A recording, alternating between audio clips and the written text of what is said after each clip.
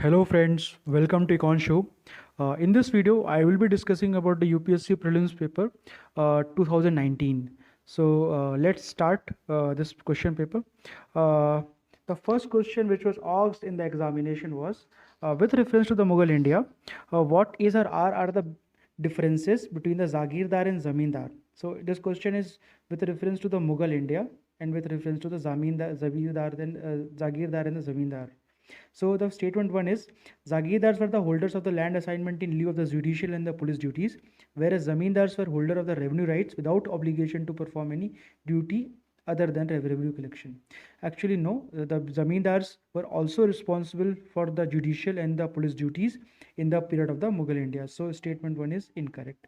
Second statement is land assignment to Zagirdars were hereditary and revenue rights of the Zamindars were not hereditary. Actually, the second statement is not right, as Zagirdars were also transferred from one place to other and from the one position to other, and Zamindars were having the post the hereditary, which were under that they were responsible for revenue rights and revenue collection. So both the statement one and two not right. So statement D should the option D should be the right answer, and both the statement are not right. However, if we look into the later part of the modern India, under the British rule, when the British started the permanent settlement in the Bengal, they made the zamindari non-hereditary. They sold those rights of the zamindari to those who could pay the highest rent, and they could sustainably carry out that. And those zamindar who failed to pay the rent to the government, which was fixed at 10 by 11 part of the rent collected, and the zamindars could keep 1 by 11 part of that rent with itself. So later on, it was not hereditary, but under the Mughal India, the zamindars were having the hereditary rule. Now let's go to question 2. With reference to the land reform in the independent India, which one of the following statement is correct? So we have to look with reference to the land reform. India bought the land reform post independence. The first option is the sealing laws were aimed at family holdings and not individual holding. The first option is not right, because this land reform were also aimed at individual holdings. It also tried to limit the individual land holding, so that the surplus land that could be appropriated from the individual could be distributed to those who were landless.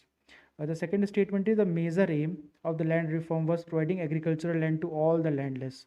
So the statement 2 is right. This was one of the major aim of the land reform, to provide the agricultural land to those who are landless. There was many economic arguments which was supported for this cause, like it would promote the efficiency in the production, it would promote the greater technological use, and it will also promote the poverty alleviation program.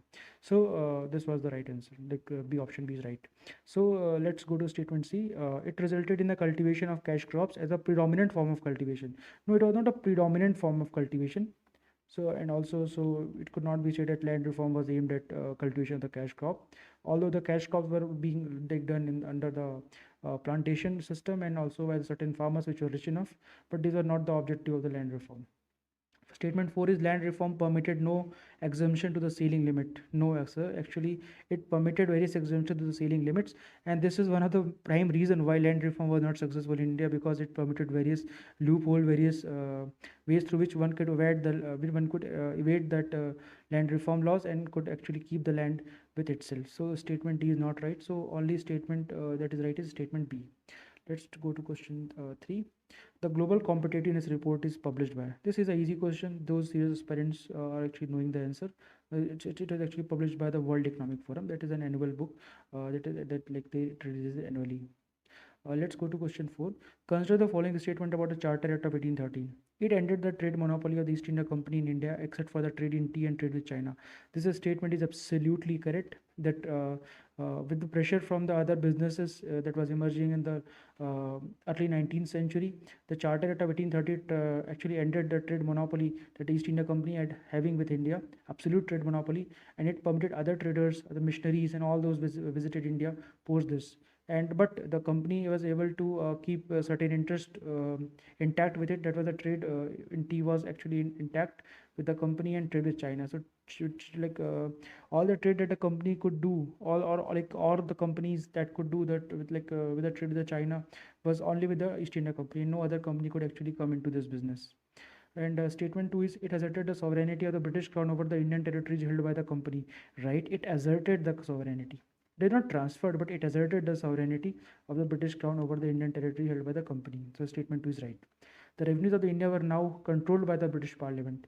No, actually, sir, this is not right, because the revenue was not controlled by the British Parliament. It was also given 20 more years that company could actually have the control over the revenue. It was like that the company could successfully like manage to secure or the revenue part with itself. So option A, that is statement 1 and 2 are right. Question 5. With reference to the Swadeshi movement, consider the following statement. It contributed to the revival of the indigenous artisan crafts and industries. Absolutely right. Swadeshi movement resulted in the revival of the indigenous artisan craft. Swadeshi movement started in the year 1905. It was because in response to the Bengal division, that was Bengal partition, that was introduced by the Lord Curzon in order to break down the movement that was started by the moderates and those leaders at that point in time. There were Vainarojis, all these great leaders were there then. So it resulted in the revival of the indigenous artisan crafts and industries in India in 1905.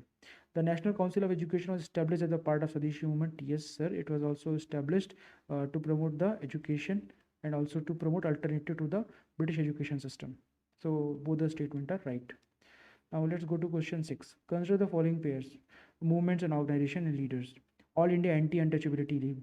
It was right, absolutely right. It was started by Mahatma Gandhi in the year 1932. Gandhiji wanted to help elevate the position of the Dalits in the society, and he gave the name Harijans to them, and it was later converted into Harijan Sevak Sangh. So Gandhiji's role in that field is very important from the UPSC point of view. Second statement is All India Kisan Sabha. All India Kisan Sabha was actually founded by Swami Sahajanand Saraswati. It is absolutely right. It was founded in the year 1936. It was in order to protect and safeguard the interest of the farmers, and they were against the zamindars and zamindari system and their exploitative policies. The third statement is self-respect movement. Self-respect movement was started by E.V. Ramaswamy Naikar. That's absolutely right. It was in the year 1925. It was against the Brahmanism and anti-untouchability. So it was self-respect movement was concentrated in the South India, mostly in the state of Tamil Nadu. So statement 1, 2, and 3, all the statements are correct. So option number D. Where the following is not a Harappan site. So first option is Chanhududo. Chanhududo is a mature Harappan site. It is an important Harappan site. We should remember it. Second is Kot Dizi. Kot Dizi is actually a Harappan site. It's actually early Harappan site. It was not that mature the way later Harappan site like the Mohenjo-daro, Chanhududo, Dholvira were there, but it was also Harappan site. Sohgaura is not a Harappan site. It is actually the answer, because the question is about which of the following is not a Harappan site. So Sohgaura is not a Harappan site. Desalpur is a Harappan site. Yes, it's a Harappan site. So it's also a Harappan site. Now let's go to question number 8. In which of the following relief sculpture inscription is Ranyu Ashoka mentioned along with the stone portrait of Ashoka? It is very important. We have only one portrait where we could see the portrait of Ashoka, that is found in the Kanganhalli. Kanganhalli is in the state of Karnataka, and it was covered in the Hindu newspaper in that year, and it was very much asked in the examination. So Ranyu Ashoka, that is King Ashoka. Ranyu is like a synonym to king. So it was there in the news, and it was asked. It was from the current affairs question. Let's go to question 9. Consider the following statement. Statement 1 is deification of the Buddha. Second statement is treading the path of bodhisattvas. Third is image worship and rituals. Which of the above are the features of the Mahayana Buddhism? If you want to see Buddhism was divided into three parts.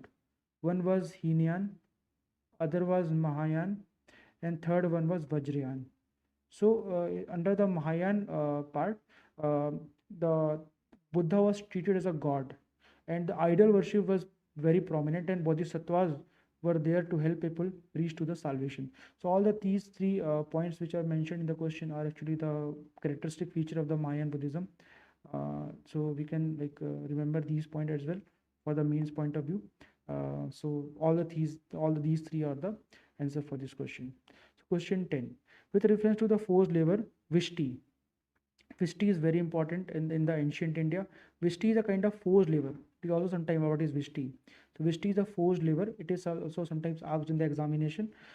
Maybe later, like it could be asked in India during the Gupta period. Which of the following statement is correct? It was a considered a source of income for the state, a sort of tax paid by the people. Yes, right. It is actually right statement, because Vishti was a kind of a tax that people used to do. The tax was paid like if the people were compelled to do certain task, and that task could generate the revenue for the state. So it was like a paying income. It was a kind of source of income for the state and a kind of taxation by the people. So statement A is right. We need not go to the statement. We can also see that the forced laborers were entitled to weekly wages. This is not right actually. These weekly wages and all these things are very new things. The eldest son of the laborers was sent as a forced labor. This is not right actually. It was totally absent in the Madhya Pradesh Kathiawar region of the Gupta Empire. It was not right. You see, if you remember the Gupta region, the area which they controlled, it was actually controlled all the area which was above the river Narmada, and then another plain, northern plains, and the some part of the like northwest India, and it continued to the area of the Bengal, Bengal and Assam. So these were the area that that Gupta Empire controlled. So statement A is right. It is different with the ancient India. You can find the solution for the ancient India in the Upender Singh book of the ancient India. Most of the questions are taken from that book. And for the next part of the videos, kindly keep watching. I will be making the new videos for that. Thank you.